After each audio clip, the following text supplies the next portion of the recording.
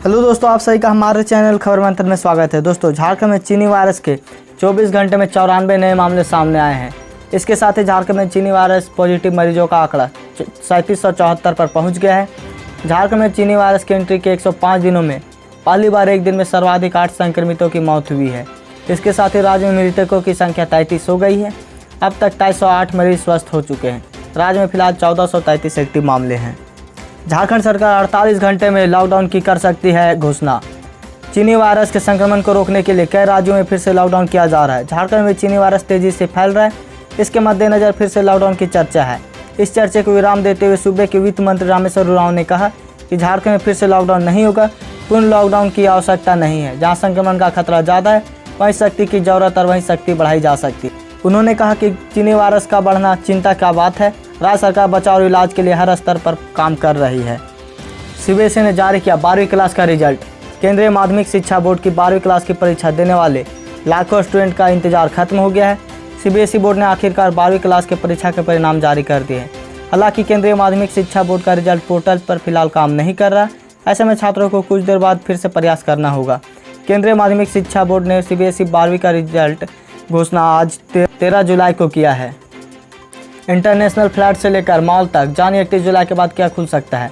देश में चीनी वायरस के बढ़ते मामलों को देखकर जहां राज्य सरकार अपने लॉकडाउन बढ़ा रही है, वहीं केंद्र सरकार 31 जुलाई के बाद अनलॉक 3 का मन बना रही है। लॉकडाउन को खोलने की प्रक्रिया 8 जून से शुरू हुई थी।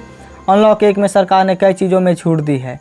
उसके बाद 1 जुलाई से अनलॉक 2 शुरू किया गया। इसमें छूट का दायरा और अधिक बढ़ा दिया गया। तीसरे चरण में सरकार छूट के दायरे को बढ़ा सकती है।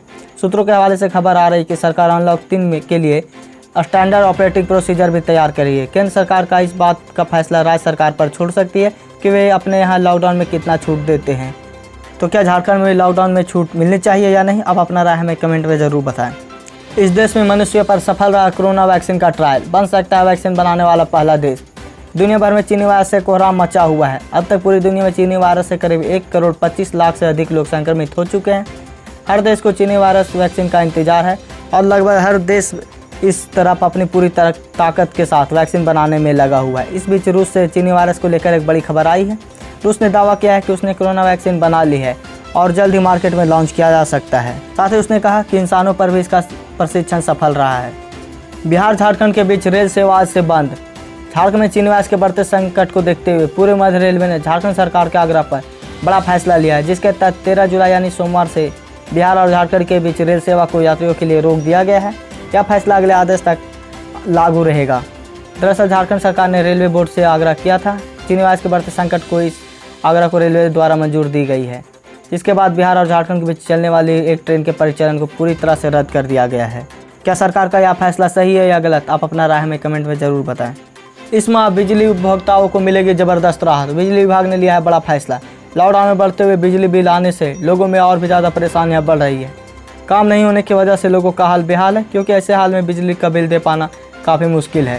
सरकार अब बिजली उपभोक्ताओं को राहत देने की बात कही है, यानी अब बिजली को लेकर उपभोक्ताओं को इस महीने से चिंता करने की ज़रूरत नहीं है। बिजली कंपनी ने यह तय किया है कि इस बार बिजली उपभोक्ताओं को लोड बढ़ने से जो पेनाल्टी लगी है उसे माफ़ कर दिया जाएगा। इसी हफ्ते आएगा झारखंड इंटरमीडिएट का रिजल्ट। झारखंड इंटरमीडिएट परीक्षा दे चुके विद्यार्थियों के लिए खुशखबरी है। लंबे समय से इंतजार कर रहे विद्यार्थियों का रिजल्ट इसी हफ्ते आएगा। झारखंड एकेडमिक काउंसिल द्वारा इंटरमीडिएट साइंस और कॉमर्स की कॉपियों का मूल्यांकन कार्य पूरा कर लिया गया। इंटरमीडिएट साइंस व कॉमर्स का रिजल्ट भी तैयार है। सिर्फ रिजल्ट की घोषणा बाकी है। इस हफ्ते कभी भी रिजल्ट घोषित किया जा सकता है। जैक के आधिकारिक वेबसाइट पर ऑनलाइन रिजल्ट जारी किया जाएगा। भारत चीन के बीच कल होगी लेफ्टिनेंट जनरल स्तर की वार्ता। पूर्वी लद्दाख से पूरी तरह से सेना हटाए जाने के मद्देनजर सैनिकों की वापसी के अगले चरण तक अंतिम रूप देने के लिए भारतीय सेना और चीनी सेना के बीच अगली उच्च स्तरीय वार्ता मंगलवार को होगी। यह जानकारी सेना के अधिकारी के हवाले से मिल रही है। भारतीय सेना के अधिकारी ने बताया कि पूर्वी लद्दाख के चुशल में कल भारत और चीन के बीच कोर कमांडर स्तरीय वार्ता होगी। वार्ता मुख्य रूप से वास्तविक नियंत्रण रेखा के साथ विघटन के दूसरे चरण पर केंद्रित होगी। कन्या सुमंगल योजना। इस योजना में सरकार उठाती है बेटी की पढ़ाई का खर्च। मिलते हैं 15,000 रुपये। आर्थिक दृष्टि से कमजोर परिवार के बेटियों के लिए सरकार एक कारगर योजना लेकर आई है। इस योजना में बेटे के जन्म से पढ़ाई ग्रेजुएशन तक सरकार की तरफ से मदद की जाती है। अलग अलग चरण में कुछ 15,000 रुपये की सहायता प्राप्त होगी। इस योजना का नाम कन्या सुमंगल योजना है। निर्धन वर्ग की बेटियों की पढ़ाई का व्यय इसमें सरकार वहन करती है। बेटी के जन्म के 2,000 रुपये, 1 साल के टीकाकरण पूरा करने के उपरांत 1,000 रुपये, इसी तरह से हर स्टेज पे सरकार 15,000 रुपये तक की मदद करती है।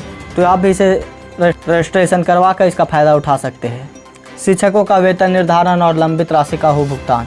गैर सरकारी अल्पसंख्यक सहायता प्राप्त प्रारंभिक विद्यालयों के करीब 400 शिक्षकों को पिछले कई सालों से वेतन नहीं मिल सका है।